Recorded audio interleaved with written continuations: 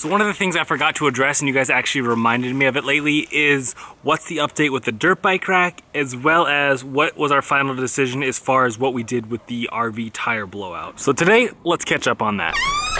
Hey guys, my name's James. And I'm Ashley. We sold our house and we are traveling across the country with our kids. My name's Goose, and this is Maverick. Come join us. For those of you that don't remember, on our way here to Williamsburg, we actually blew a RV trailer tire. Can you guys hear that hissing? We got a nail in it of some sort. We actually don't know what happened to it officially, which is what we're doing now. So we got to go ahead and lower down this tire. That way we can bring it into a local tire shop here in Williamsburg and hopefully just have it easily patched up and fixed and ready to go. Because I'm pretty sure it works the same on trailer tires as it does with truck and car tires, that if it's just a simple little nail hole, you can patch it up and be good to go, as long as it's not in the wall of the tire. So Goose is ready to help me out. She's got the little tool, and we're gonna lower this guy down. All the way till the tire's on the ground. Go fast, you got a long ways to go. We're gonna take it off. Alright, I got the tire, let's load her up. Where's the nail? I don't know. While Daddy and Goose are doing something together, I decided to do something with this special little girl. Yeah, now that the camera's out, you gotta wiggle squiggle. Read me a story. Can you do it? You can do it. Here we go. We are just reading out of little books. Yeah, read me the story. Boo! Boo! That's our new favorite word. Boo! Boo! Can you put the book up and say boo? Anytime you can get one-on-one time, it's so much fun. I love their different personalities, and I love having two kiddos, but sometimes it's hard for us to feel like they're getting the one-on-one time that they need. So what we like to do is, to make sure that they're getting it, is we kind of switch. Sometimes James will take Goose and they'll do something special, and sometimes I'll take Maverick. And then sometimes I take Goose and he takes Maverick. That way both girls are getting the attention we feel that they deserve, and that one-on-one time, and I don't know, and it's just something special that we can remember, because it's like, okay, well, do you remember when we were in this state and this place and we went here? It's like, it's so crazy that we get to say that, and I absolutely love it. So right now, Maverick and I are reading books. We are playing with sister's toys. What are you doing, little missa? What are you doing, little miss? Well, hello there. Excuse you, kid. And that is our other new thing we like to do. Sister taught us how to be a horsey. Okay, I just got back from dropping off the tire at the tire shop, and bad news, it is completely busted. Apparently one of the belts, not near as extreme as what happened with the truck, but the same kind of thing. It had the belt busted and had a little bubble in the tire. I didn't really notice it when I was rolling it slowly, but when they put it on their machine and had it go quickly, you know, you could kind of see a little, that's a technical term right there. So anyways, that means can't patch the tire, have to buy a new tire. So that's what we did. So they actually ordered one in. They should get it in tomorrow, which is nice because we're only here for another day or so. If it doesn't come in, we can always extend our stay. We're at 1,000 Trails, so that's how that works, thankfully. But just kind of frustrated that the tire is shot, so I'm not sure what to do there, but staying positive. Can you put the slipper on her foot? Oh, clean the foot. Yep, that's right. Good job. And then we put our shoes on. Good job. You're so cool. Yay! Can you give Mimi loves? Give baby Mimi loves. Give her loves. Oh, loves. Can you tell what we do before we put her shoes on? Gotta get those feet clean. Don't want any rocks or anything in there. It's always funny to watch what you are like, oh wow, I do that. I don't know, it's kind of funny. Oh, clean the feet. Clean the feet. Can you give her snuggles? Oh, snuggles. Oh, shh. Oh, dropped her. Yikes. Shh, shh, shh. Can you rock her? Can you rock her since you dropped her? Can you go rock, rock, rock, rock? No? Okay, see ya. So obviously the bike is not on here, but here is the setup. We have our normal bike rack. We have our mountain lock bumper and bumper attachment, which is bolted on back there. And then originally, as you guys saw, we just had one attachment point right here. And actually when we were at Camping World, this was the hitch that we bought because it was the only one they had in store. Later that evening, I actually went online and bought this Kurt hitch, which is a much heavier duty, as you can see, hitch. I think technically they're still weighted at the same weight rating, but this is definitely a beefier hitch, which is why I have it as my main attachment. And then I also bought this 2.5 foot 2x2 pole designed with holes in it for attachment points, as well as a place to put the pin.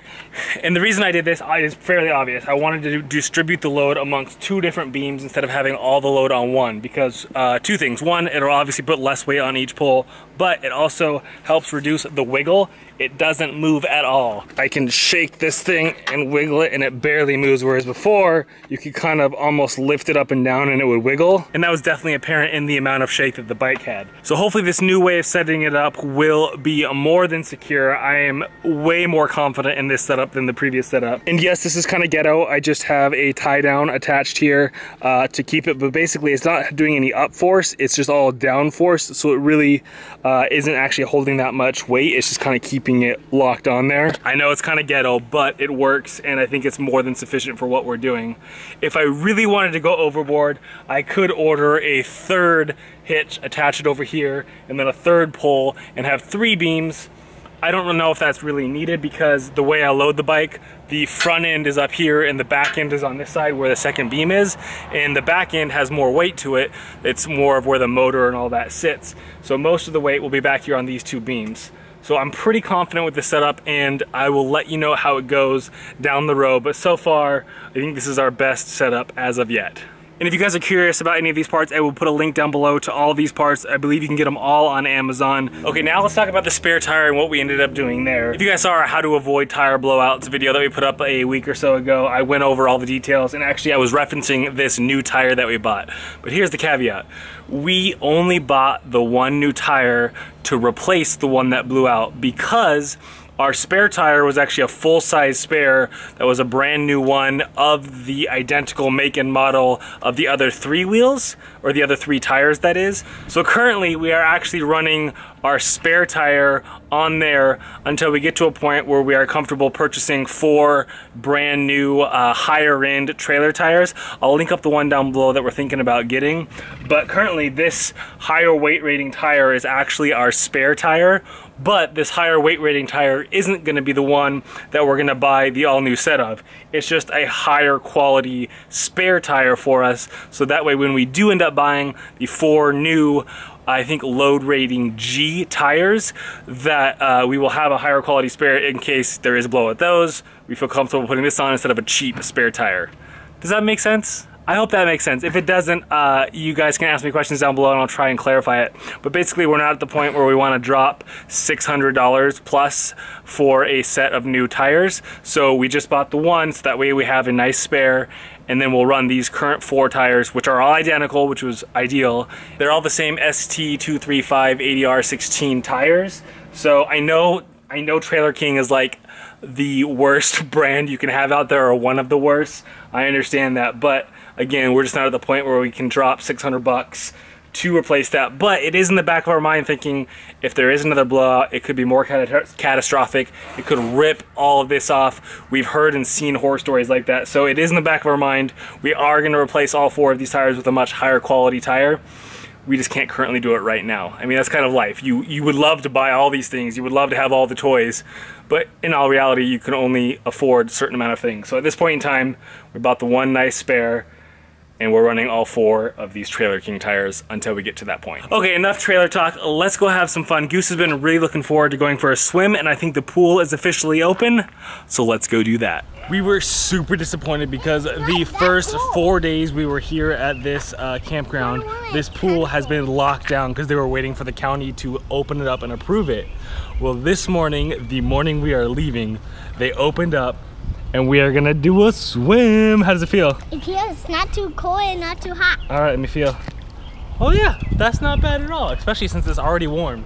It's only 10 o'clock this morning, but we have to leave by noon, so we're gonna do a quick swim, go pack up, and then hit the road. We're staying positive. It was a bummer that it was closed. It was a bummer that we couldn't do it earlier, but we are positive in the fact that it opened up and we're getting to do it before we head off. Okay, so I am going in the water and I'm gonna splash. Hold on when you need a friend, I'll never let you go again. Reach out when your mind's uneasy, 'cause I'll understand.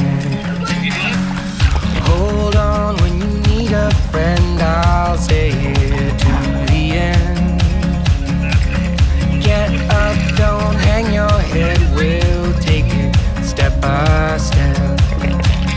Fell inside, now I'm living in a matchbox. This time, all it needed was a little spark.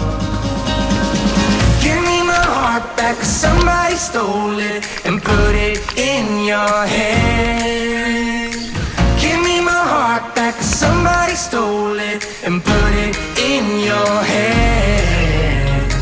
Give me my heart back, 'cause somebody stole it and put it in your head.